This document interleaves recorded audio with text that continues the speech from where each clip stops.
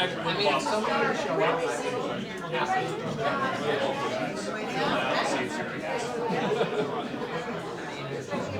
Hello there, my name is Tim McAvoy. I am chairman of the APTA Hall of Fame Selection Committee, and here tonight at the Country Club, we inducted Johan Durant into the Hall of Fame class of 2024. But I'm sure they're good. Tennis pros, same thing, same as you. So just intimidate out of them. That's the only thing I got. All these people I hear the speech, man. It's gonna be. You got it all rehearsed? No, I put it on a piece of paper. I can't rehearse this shit. I'll screw it up. Johan never shows any of the pressure he must feel.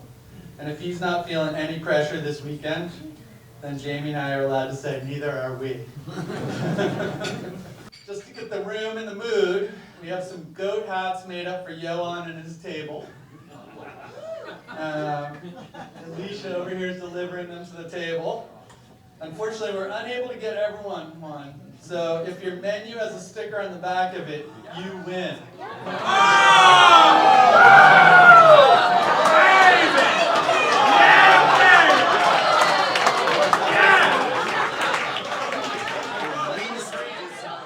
Johan is a 16 seed, wins nationals, and all of a sudden people in Boston are paying attention. Like, we have a national champion who plays in our league, and then all of a sudden other really good rackets players, pros, start paying attention, and paddle just sort of took off from there. And that was because that was the Johan effect in Boston. Thank you.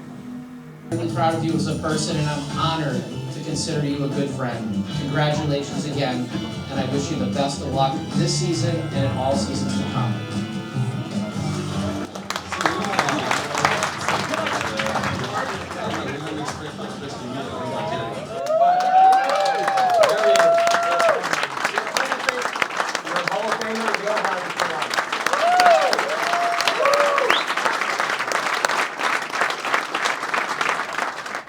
I would lie if I said that I did not lose any sleep over the speech, but you know, here we go.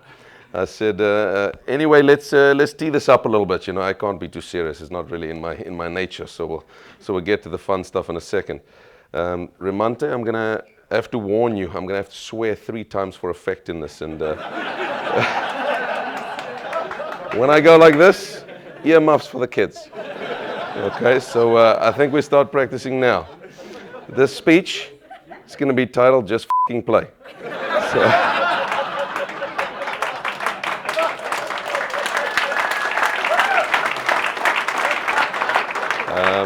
Well, more about me. I grew up with 2 brothers and a sister. I have to thank them because I've not thought of this for a while, but people have told me in the past, you know, I might be slightly competitive. I take this as a compliment. As a youngest kid, I apparently just cruised through everything. You know, I didn't get spanked as much. You know, I couldn't do things that they couldn't do, I guess. But you know what? Being the youngest is not always the easiest job either. You get beaten up by the older crowd all the time, which is, you know, probably a positive in the long run. They could go fishing, you know, I was too little. They could go golfing, you know, I was too little. They could go camping, I was too little. They could go play tennis, I was too little. Wait a minute, you know, if I practiced a little bit and whipped them, maybe I was not too little to play tennis, you know. So you get the point, you know. That's kind of how I think all of this started, really. You know, I never thought of that as a kid, but I think I probably wanted to hang with them, and that's the only way I could really do it by sports. So that worked out great in the long run.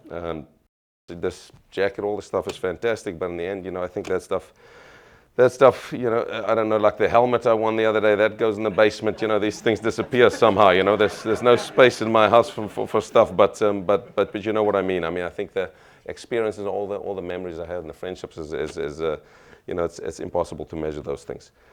I'm gonna leave you with the last thing I learned about the sport: just f***ing play.